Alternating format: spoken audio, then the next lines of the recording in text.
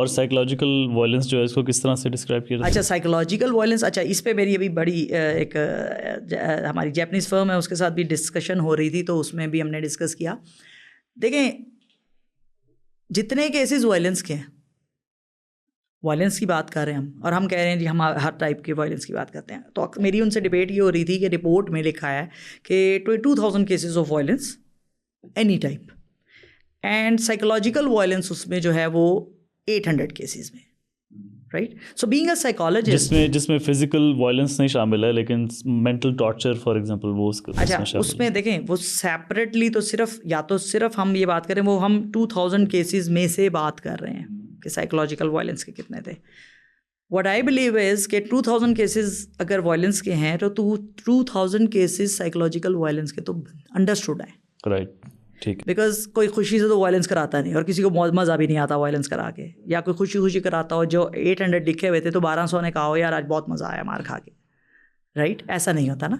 So that is understood कि जहाँ पे वायलेंस है तो वहाँ पे आप इमोशनली डिस्टर्ब भी होते हैं और साइकोलॉजिकली डिस्टर्ब भी होते हैं। अच्छा, फिर वो चीज़ें ऑब्वियसली जब हम साइकोलॉजिस्ट की टीम डिस्कस कर रही होती है, डील कर रही होती है, तो वो चीज़ें नज़र आ रही होती हैं, फिर सिम्टम्स होते हैं, फिर आपकी कंप्लेंट्स होती हैं जो भी खातून है वो प्रेजेंट कर रही होती है। बहुत सारे केसेस में हमने डिफेंडेंट को अगर चैलेंजेस हैं, साइकोलॉजिकल प्रॉब्लम्स हैं, हमने उनको भी रेफ़र करके ट्रीटमेंट करवाया कि जिसकी वजह से इशू आ रहा था और वो उनका रिलेशनशिप ख़राब हो रहा था। सो हमने उसको भी सर्विसेज प्रोवाइड की कि वो ठीक होगा तो बहुत सारी चीज़ें वैसे ही ठीक हो जाएंगी। ठीक है। और इसमें जब साइकोलॉजिकल वायलेंस की हम बात कर रहे हैं, because like I am trying to separate the two, कि एक तो है फिजिकल वायलेंस एंड ज़ाहिर है लाइक यू मेंशन्ड कि जहाँ फिजिकल वायलेंस होगा वहाँ पर मेंटल टॉर्चर, वहाँ पर मैं कह रही हूँ साइकोलॉजिकल किसी वायलेंस भी इज तरह के इंक्लूडेड, वायलेंस में, right? Even we are covering verbal violence. हाँ, सो दूसरा पॉइंट ये, एक तो ये हो गया ना कि फिजिकल वायलेंस है तो ऑब्वियसली उसमें साइकोलॉजिकल वायलेंस शामिल है, लेकिन क्या आप जो सर्विसेज हैं अथॉरिटी वो इस तरह की देती हैं जिसमें सिर्फ जो साइकोलॉजिकल वायलेंस है उसको कैटर किया जाता हो, ऐसे केसेस जिसके अंदर जो फिजिकल वायलेंस है वो शामिल ना हो? इसकी कोई एग्जांपल देके बताएं। अच्छा देखें, अब जैसे फॉर एग्जांपल एक खातून आई, अब उसको जो अब उसमें उसके जो इश्यूज थे वो सेक्सुअल वायलेंस के थे, राइट, या इवन साइबर क्राइम के आते हैं। अब वो बच्ची मियाँ बीवी के भी हो सकते हैं, और ज़रूरी नहीं है हमारे पास जो डिफेंडेंट है वो कोई भी हो सकता है, राइट, इवन मेल और फीमेल, राइट, डिफेंडेंट फीमेल भी हो सकती है कि खातून ने किसी तरह से तशद्दुद किया है। यूजुअली साइकोलॉजिकल वायलेंस की आप बात कर रहे हैं सास की तरफ से या नंदों की तरफ से, कि वो साइकोलॉजिकली डिस्टर्ब करती है। मतलब आप बताएं, कभी रिसेंटली एक डॉक्टर का केस था एंड शी रिपोर्टेड कि मेरी शादी हुई है, तो भाई उसकी बहन की भी शादी साथ हुई, और हमने तीसरे दिन ट्रैवल करना था लाहौर, उसके वलीमे पे जाना था। तो हस्बैंड की जिस खातून के साथ कोई अफेयर चल रहा था वो उसकी बहन की फ्रेंड भी है, राइट। और गाड़ी में उसने कहा मेरी बहन को, ऑल्टो गाड़ी है, अब आपको उसका साइज़ पता है, now you can imagine, drive वो कर रहा है, उसकी बहन छोटी ही कह रही है कि मैं आगे बैठूंगी, और भाई कह रहा है बीवी को, न्यूली वेड को, कि तुम पीछे बैठो, मेरी बहन को आदत है मेरे साथ आगे बैठने की। राइट। तो वो जो बहन की फ्रेंड है वो कह रही है ये आगे बैठेगी तो मैं भी आगे बैठूंगी, और वो मोहतरम के साथ भी अच्छा इन कांटेक्ट है, राइट। तो वो दरमियान में बैठी है, बहन साइड पे बैठी है, और भाई गाड़ी चला रहा है, और बेगम पीछे बैठी है, और माँ भी पीछे बैठी है। अच्छा, सो आपको क्या लगता है कि ये साइकोलॉजिकल वायलेंस नहीं है? इमोशनली वो बहुत अच्छा फील कर रही होगी, राइट। तो इस तरह के केस में क्या रेमेडीज अवेलेबल होती अच्छा, अब इसमें अगेन डिपेंड कर रहा है कि आप देखें, हम सबसे पहले तो काउंसलिंग देखना है कि वो पैटर्न क्या है, और वो वाकई क्या साइकोलॉजिकली उसको डिस्टर्ब करने के लिए।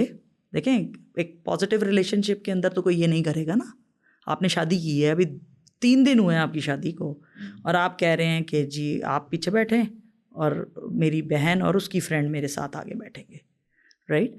सो फिर हम रजिस्टर करते हैं, और अकॉर्डिंगली फिर हम एक तो उसकी काउंसलिंग करते हैं, और फिर जाके दोनों की काउंसलिंग करते हैं या सिर्फ जो कंप्लेनेंट है उसकी? अब that will be depending on the nature of case, right.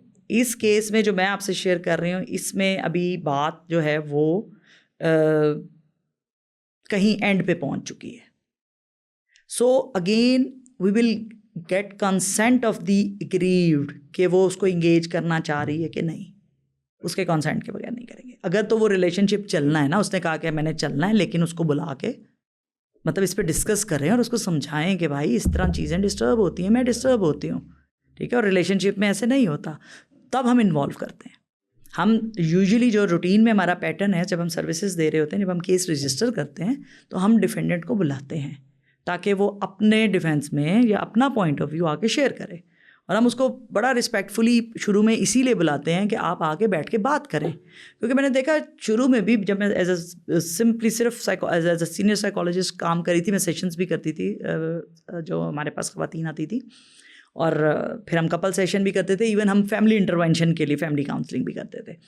सो बहुत सारे केसेस में बात कोई भी नहीं होती थी, इसने कुछ कह दिया, इसने भाई के कान में डाल दिया, इसने बेटे के कान में डाल दिया, बेटे ने बग़ैर पूछे बग़ैर किए, क्योंकि अभी वो नई नई आई थी, अभी तो इतना अंडरस्टैंडिंग भी नहीं हुई थी, तो उसने वहीं से उनकी बात करते हुए फिर अपनी पोजीशन समटाइम्स लोग जस्टिफाई करते हुए ना कि माँ कहेगी भाई अच्छा तू बदल गया है, तो उस पोजीशन को भी मेंटेन करने के लिए कहते हैं अच्छा चलो ये तो नहीं है, इसको बाद में मना लूँगा। बहुत सारी चीज़ें उस चीज़ से भी ख़राब हो जाती हैं।